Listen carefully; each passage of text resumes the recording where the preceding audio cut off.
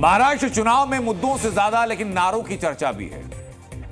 एक तरफ वोट जिहाद का नारा है तो वोटों का ध्रुवीकरण जो है वो भी अलग लेवल पर पहुंच चुका है। इस चुनाव में किन मुद्दों पर चर्चाएं चल रही हैं, सबसे पहले वो देखिए जरा। इसमें वोट जिहाद पर चर्चा है, इसमें धर्म युद्ध पर चर्चा है, इसमें रजाकारों पर चर्चा है, इसमें मीर जाफर पर चर्चा है, इसमें मीर सादिक पर चर्चा है। ये हैं तो एक हैं तो सेफ है, इस पर चर्चा है। इसमें गेरुआ कपड़ा पर चर्चा है। राजनीति और धर्म के इस कॉकटेल में दो चेहरे इस वक्त आमने सामने हैं, भाऊ और भाईजान।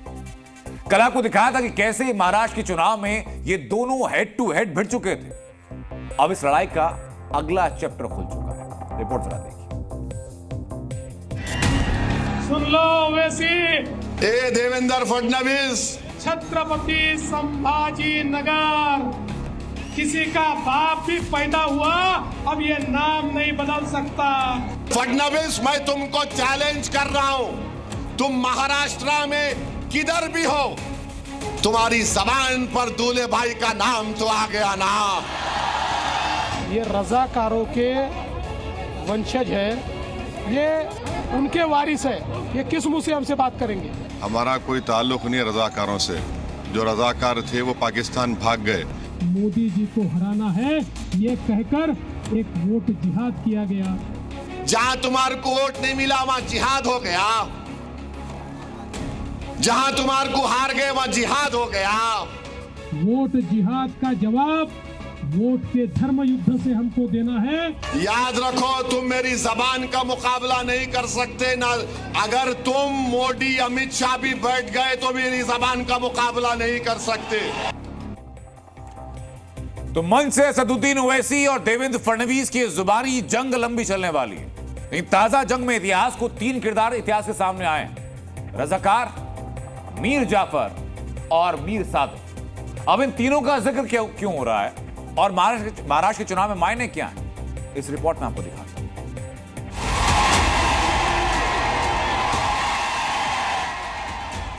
ये लोग मीर जाफर और मीर सादिक के एजेंट है, याद रखिए। ये रजाकारों के वंशज है, ये उनके वारिस है, ये किस मुंह से हमसे बात करेंगे? वोट जिहाद, धर्म युद्ध और औरंगाबाद से शुरू हुआ यह सियासी संग्राम अब इतिहास की ओर मुड़ता जा रहा है। लेकिन सवाल उठता है कि महाराष्ट्र चुनाव में यह किरदार है कौन? तो चलिए एक एक कर डिकोड करते हैं।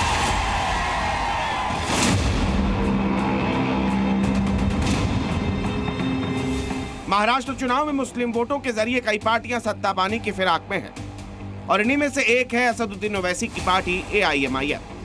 भाईजान के वोट के भरोसे ओवैसी ने मैदान में 14 उम्मीदवार उतार दिए, लेकिन उन्हें ये डर है कि कहीं सामने खड़े मुस्लिम उम्मीदवार उनका वोट न काट दें। यही वजह है कि ओवैसी ने उन्हें मीर जाफर और मीर सादिक करार दिया।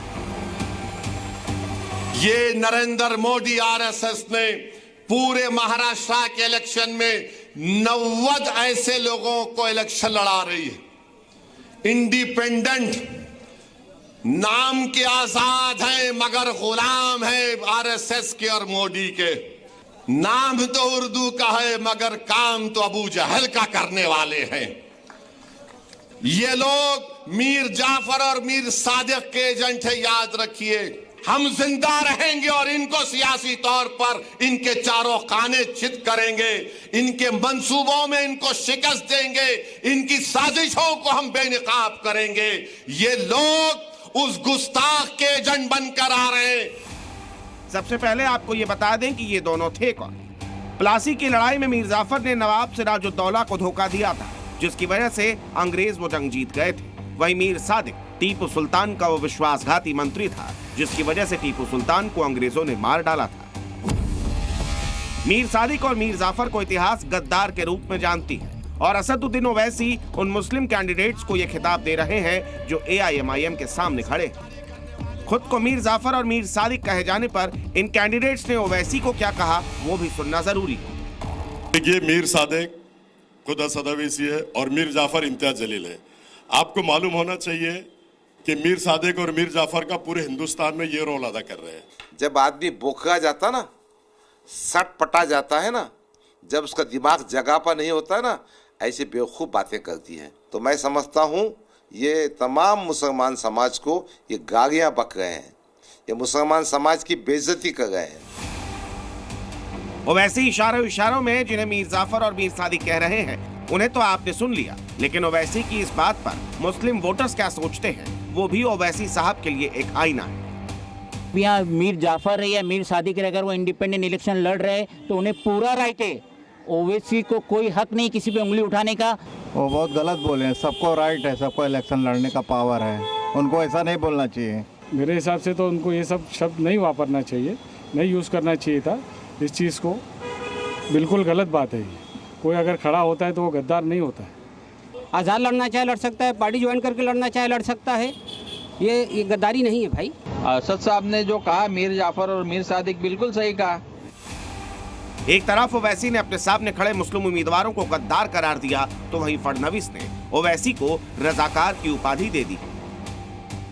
ये रजाकारों के वंशज हैं, जिन रजाकारों ने हमारे तमाम मराठवाड़ा के लोगों पर अत्याचार किए, जमीनें लूटी। रजाकार हैदराबाद के निजाम की बर्बर पैरामिलिट्री फोर्स थी। दरअसल आजादी की लड़ाई में हैदराबाद के निजाम अंग्रेजों के साथ था। रजाकार का मकसद हैदराबाद के 85% हिंदुओं का धर्म परिवर्तन था। रजाकार हिंदुओं पर अत्याचार के लिए बदनाम थे। मराठवाड़ा जब हैदराबाद का हिस्सा था तब 50 से ज्यादा बर्बर वारदातें हुई, जिसमें 200 से ज्यादा हिंदू मारे गए थे। देवेंद्र फडणवीस ने हैदराबाद के असदुद्दीन ओवैसी को रजाकारों का ही वंशज करार दिया है। इस चुनाव में नेता एक दूसरे को अलग अलग उपाधि दे रहे हैं, धर्म के नाम पर बयानबाजी हो रही है, लेकिन इस बीच एक चीज जो नहीं हो रही है वो है विकास और जनता के सरोकार की बात। ब्यूरो रिपोर्ट, जी मीडिया। तो नेता मन से मीर जाफर, मीर सादिक और रजाकार जैसे ऐतिहासिक किरदारों का जिक्र करते हैं, भारी भरकम भाषण देते हैं, चले जाते हैं। लेकिन सवाल तो यह है कि क्या वोटर्स उनकी बातों को समझते हैं? तो जी मीडिया संवाददाता ने महाराष्ट्र के कुछ मुस्लिम बहुल इलाकों के लोगों से सवाल पूछा, जवाब क्या मिला, अब जरा वो सुनिए। पर मैं नहीं जानता हूँ, मैं पहली बार नाम सुन रहा, हकीकत तो ये है, नहीं जानता हूँ भाई। नहीं भाई, मेरे नॉलेज में तो ये लोग कौन है इनको तो मैं नहीं जानता। हाँ बिल्कुल जानता हूँ। ये गद्दारों के मतलब नाम है, नंगे दीन, नंगे कौम, नंगे वतन। ये लोग मतलब नंगे कौम भी रहे हैं, नंगे दीन भी है, नंगे वतन भी है। महाराष्ट्र में मीर जाफर और मीर सादिक को याद किया जा रहा है तो अंधेरी वेस्ट सीट से बीजेपी उम्मीदवार अमित साटम को भी कुछ ऐतिहासिक शख्सियतें याद आ रही हैं। अमित साटम जब प्रचार पर निकले तो उनके साथ कुछ कलाकार थे। इन कलाकारों में से एक ने ऐसा मेकअप किया कि वो हूबहू बाला साहब ठाकरे लग रहा था। साटम के प्रचार में ऐसे एक नहीं बल्कि 3 कलाकार थे, छत्रपति शिवाजी महाराज जैसे वेशभूषा वाले भी, और तीसरे कलाकार देखने में बिल्कुल बाबा साहब अंबेडकर जैसे थे। इनका प्रचार न सिर्फ उनके समर्थकों के बीच बल्कि सोशल मीडिया पर भी वायरल।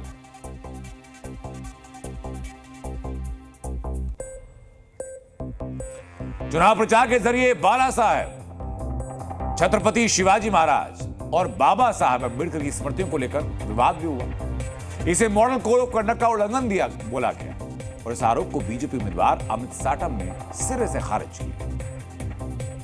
कोई भी प्रचार फेरी में, प्रचार रैली में स्टेज के ऊपर अनेक महापुरुषों की तस्वीरें लगाई जाती है, उनको अभिवादन किया जाता है, उन्हें माल्यार्पण किया जाता है।